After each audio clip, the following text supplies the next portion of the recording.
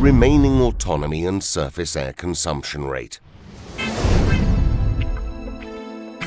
The simplest method of calculating the remaining autonomy on the dive, the calculation of the pressure variation in a unit of time, or rather, determine the bars a minute, pounds per square inch a minute. Imagine that you are at a certain depth and you look at your pressure gauge and it reads 180 bar, 2,700 pounds per square inch. After 10 minutes of the same depth, you see that the pressure gauge indicates 120 bar, 1,800 pounds per square inch. If you remain at the same depth, how long will the air in the cylinder last?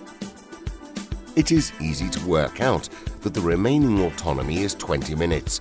In fact, having used 60 bars, 900 pounds per square inch in 10 minutes, the consumption rate is 6 bars a minute, 60 divided by 10, 90 pounds per square inch a minute, 900 divided by 10. So the remaining 120 bars, 1,800 pounds per square inch of air is enough for 20 minutes, 120 divided by 6, 1,800 divided by 90. This figure of 6 bars a minute, 90 pounds per square inch a minute, is only valid at that particular depth. In order for the figure to be more meaningful, we need a reference depth. For divers, this is the surface. In practice, you must calculate how much air you would breathe if you were breathing in the same way on the surface. This is the surface air consumption rate, abbreviated to SAC. Just divide the consumption calculated on the dive by the absolute pressure at that depth.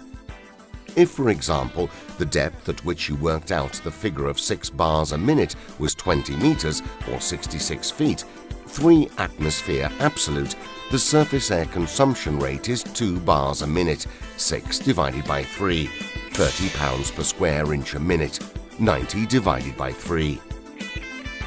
Using your personal surface air consumption rate, you can work out your consumption at any depth by just multiplying it by the absolute pressure.